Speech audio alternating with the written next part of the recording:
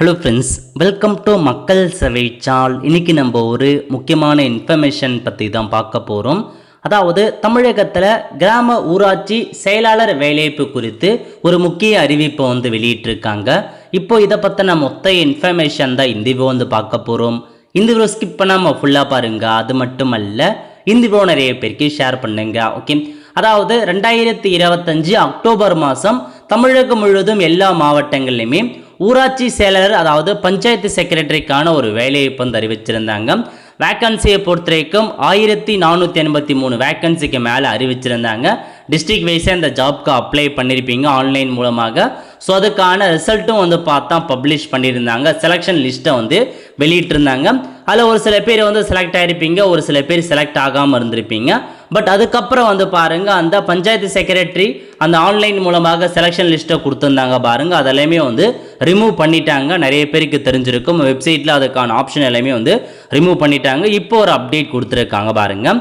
அதாவது இந்த கிராம ஊராட்சி செயலர் நியமனம் குறித்த அரசாணையை பின்பற்ற இடைக்கால தடை விதித்து சென்னை உயர்நீதிமன்ற மதுரை அமர்வு வியாழக்கிழமை உத்தரவிட்டிருக்காங்க. அந்த அரசாணையை நாங்கள் இடைக்காலமாக தடை விதிக்கிறோம் அப்படின்ற மாரி நீதிமன்றம் உத்தரவு பிறப்பிச்சிருக்காங்க. இது எதுக்காக அப்படின்னா, கன்னியாகுமரி மாவட்டம் பெருவழிக்கடவு பகுதியை சேர்ந்த சதீஷ்குமார் என்பவர் சென்னை உயர்நீதிமன்ற மதுரை அமர்வில் தாக்கல் செய்த மனு என்ன அப்படின்னா, அதாவது ஒரு கன்னியாகுமரி மாவட்டம் திருவட்டாறு ஒன்றியத்துக்கு உட்பட்ட சுருளைக்கோடு அப்படின்ற ஒரு 5 கிராம ஊராட்சிகளில் மொத்தமாக 5 வேக்கன்சி இருக்குது.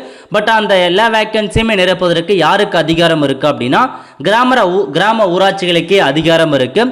பட் இந்த அரசாணைப்படி மாவட்ட ஆட்சியர்கள் தலைமையிலான குழுவே கிராம ஊராட்சி செயலருக்கான பதவியை நிரப்புவதற்கு அதிகாரம் அளித்து அரசாணையை பிறப்பிச்சிருக்காங்க. அது ஏற்கத்தக்கதல்ல. ஸோ இந்த அரசாணைக்கு இடைக்கால தடை விதிக்க வேண்டும் அப்படின்ற மாதிரி அவர் கோரிக்கையை வச்சிருந்தார்.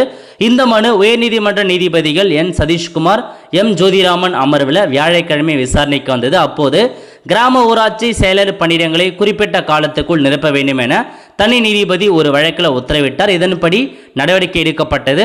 இந்த வழக்கு தொடர்பாக பதில் மனு தாக்கல் செய்ய கால அவகாசம் வழங்க வேண்டும் என அரசு தரப்பில் தெரிவிக்கப்பட்டது. இதையடுத்து நீதிபதிகள் பிறப்பித்த உத்தரவு, கிராம ஊராட்சி செயலர்களை மாவட்ட ஆட்சியர் தலைமையிலான குழு நியமனம் செய்வது தொடர்பாக வெளியிடப்பட்ட அரசாணையில் தெளிவான விதிகள் இல்லை.